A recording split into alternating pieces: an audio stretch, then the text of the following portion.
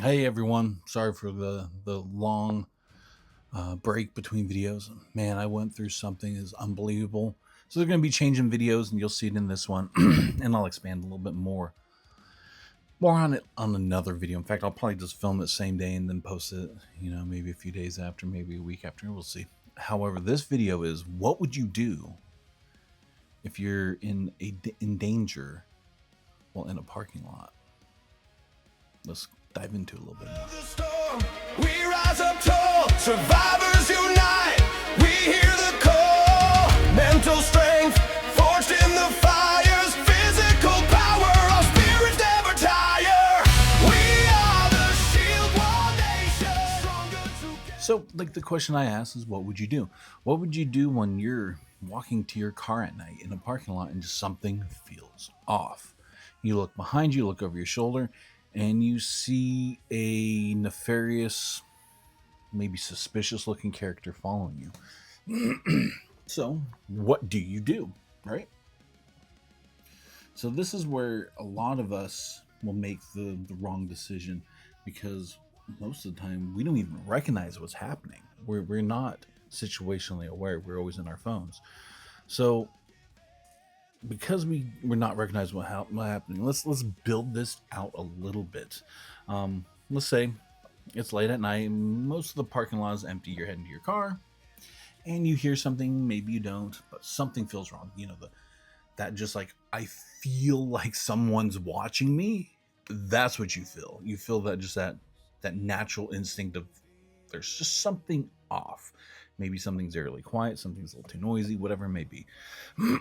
This is the warning signs a lot of people ignore, and I used to ignore way back in the day, and now I practice it all the time. I try not to be paranoid looking, but I practice it as much as I can. Phase one of this whole thing is to be aware. You have to be aware. So late at night, you're walking, put your phone away. If you had to go message someone, stand off to the side, put your back against the wall, quick message, keep walking. So before the actual altercation or possible horrible situation happens, keeping your awareness will be the key to recognizing it before anything happens. So make sure you're always aware. Um, so that the reason is because we're like I said, we're too far into our phones that our instincts, our natural instincts, are just blinded. Is we're blinded by that. Um, so after the situational awareness is positioning, it's almost, it's the next step, and is also the most important step as well. Is where are you exactly? It's are you, is the threat or the possible threat a good distance away? And if they get closer, you do have a few other options. And this is where a lot of us will make mistakes. um, they keep one of our mistakes is we keep walking straight into the situation because we don't see it. You don't have to commit. You can pause. You can reposition. You can even change direction. You don't have to go directly to your car. This goes for everyone, male, female, old, young, physically handicapped. Um, please don't let your ego get a hold of yourself, because you don't know if they're going to have more people than just that one. And also, um, if you're changing direction, you change your angle, and you try to create as much distance as possible between you and them. Even put something in your way, another vehicle, a building. Go across the street, because if all of a sudden they're starting following you across the street, you definitely know they are following you. However, um, now you got to make a decision, and this is one of the hardest parts because you don't have all the information. Um, Basically, you have to decide under uncertainty. But please decide. Do not hesitate, because you do not want to be a statistic. Definitely don't want to be a statistic. So you got your three options. You can either leave, reposition, or prepare to act. So leave, you can avoid. If you can avoid it, you should. Whether it's by yourself, Even if you are a well capable person, you don't want to put yourself in that situation. You don't want. No one is carrying a gun no law abiding citizen is carrying a gun to end another life. We don't want to do that. That is not our prerogative. Our prerogative is self defense. So we should try to avoid a situation. We shouldn't always go into a situation saying, well, I got the gun, so I got the upper hand, so whatever you do, I dare you, I'm going to use this against you. No, you don't want to do that. Because if that's the case and you're the aggressor and you have the weapon, you end a life, you will go to prison. Sorry, a little tangent there. Next is reposition. You can create distance, maintain awareness. Like I said before, put things in your way, put objects in your way, or prepare. If you can't leave, you can't reposition, they got the jump on you, you have to prepare. And that may end up pulling out your firearm. So think about that. Think about that carefully, because most importantly, like I said, you definitely want to get yourself out of the situation, even if you have the upper hand of having a firearm, because you may have your family there. You don't want your ego and you get you and your family into this altercation. You want to get your family and you out of it safely. So here's the truth, and there's no single real correct answer. Maybe it's nothing, maybe it's something, but remember, your reaction determines the outcome. If you ignore it, you lose time. If you panic, you lose control. And if you act early, you gain options. So I'll ask you again. You're walking to your car, something feels off. What do? You tell me in the comments what you would do in a hypothetical situation like that. Late at night, walking to the parking lot to your vehicle, and something feels off. Well, what would you do? Give me a little step by step. It doesn't have to be this grand paragraph, a novel of what you do, just a little bit. And also in the comments, what would you do if you had your family with you? So that changes things dramatically. If you don't have a family, let's say you had a wife and kids, hypothetical in your situation, you don't have that, what would you do?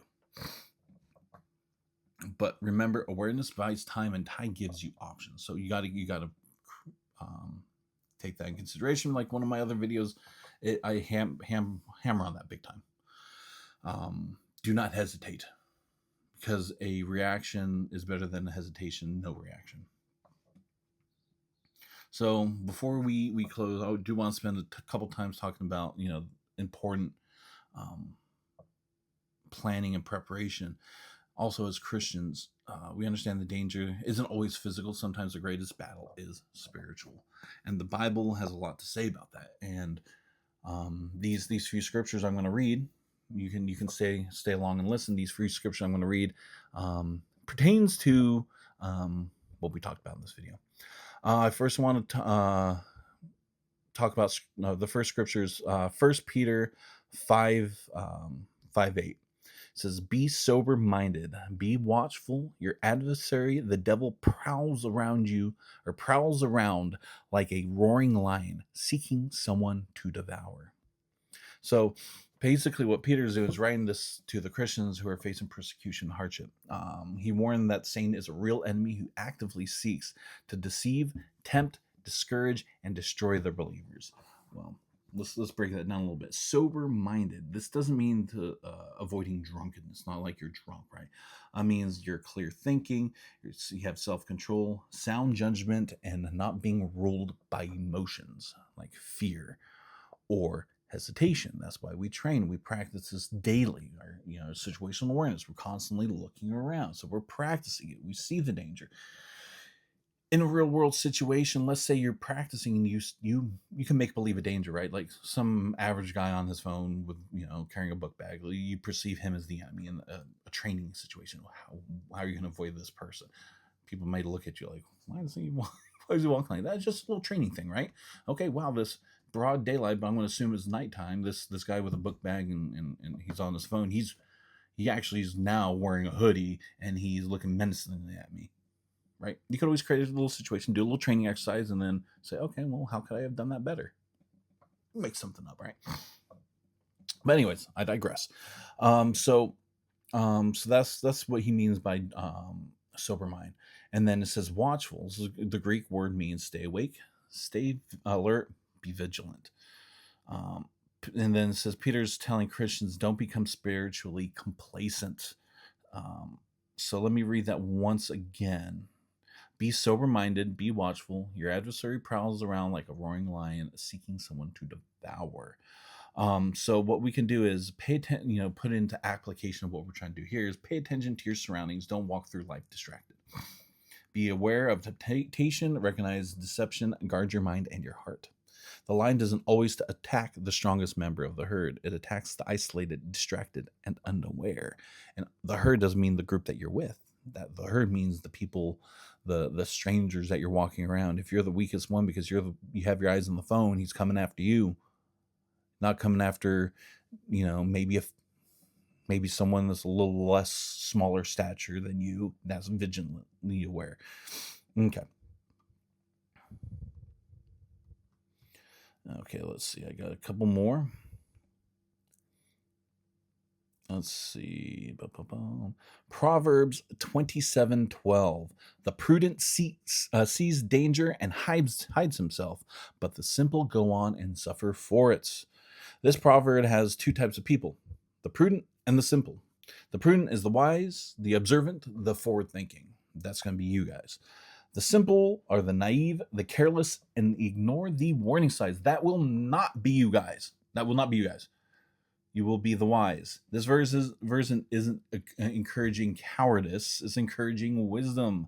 Wise people see the danger coming and adjusts. The foolish ignores it and suffers the consequence. So, like I said before, you may ignore it and suffer the consequence because you're looking on your phone, or you may think I've got a firearm on me and I can do whatever I want, and then you become the aggressor and then you pull it out, injure the person, now you're going to prison.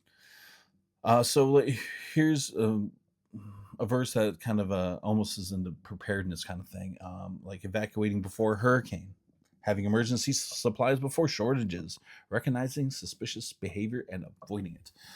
Spiritually, you can do this as recognizing the sinful patterns that become habits. Also, you can think of the good behaviors that become good habits, and avoiding situations that lead to temptation, because temptation could cloud your mind. So the lesson for that one is wisdom acts before disaster arrives.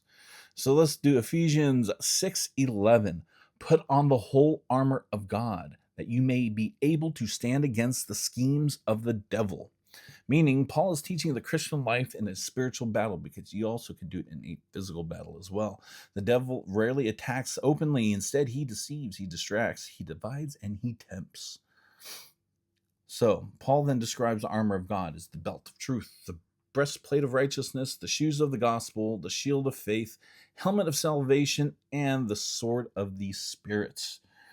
This verse is actually pretty good for what we're building here. A soldier without the armor is very vulnerable. A Christian without a spiritual disciple is vulnerable as well. And so what we try to talk here is the physical preparedness, mental preparedness, and community preparedness, as well as the spiritual preparedness. And with all those, we can help each other build and build and build and build and become stronger and better people for it. Also, this verse reminds us of a spiritual preparedness does come first, because if you can't keep your mind sound, you will not be able to focus on the tasks that need you to focus on. Next one, and I believe it should be the last one. Yes. Luke 12:35. Stay dressed for the occasion and keep your lamps burning. It means Jesus is teaching his followers to remain ready for his return, for Jesus Christ's return. He's telling us to be ready. So dress for the action literally means tuck in your robe into your belt and be ready to move immediately. So it means stay awake, stay prepared, stay faithful. And Jesus is saying, don't become spiritually lazy, like King David did when he sent his troops out to battle. And he stayed behind, and he met a harlot and cheated on his wife. And he says he stayed on the couch and then decided to get up while the battle's going on. That's when everything went downhill, as he was spiritually lazy. Also physical. So this may be the best verse for this particular video. It's not because it's about fear, because it's about readiness. It teaches us to be, like I said, physically ready, mentally, spiritually ready, and not because you're afraid, it's because you are faithful and willing to be prepared for the worst to come. See, all these 4 verses have the same principle: awareness, being watchful; wisdom, being prudent to see danger; preparedness, putting on that armor; and readiness, keeping your lamps burning. But none of them are teaching fear. They're all teaching responsibility. And a good Christian isn't called to panic. Good Christian is called to be prepared, alert, faithful, and ready to serve God no matter what comes. Faith is not fear. Readiness is not paranoia. Wisdom prepares for the storm that arrives. So I hope that all helps summarize everything and wrap it up in a good little bow. So everyone, please stay alert, please stay faithful, please stay ready, and also keep that shield wall up. You take care now.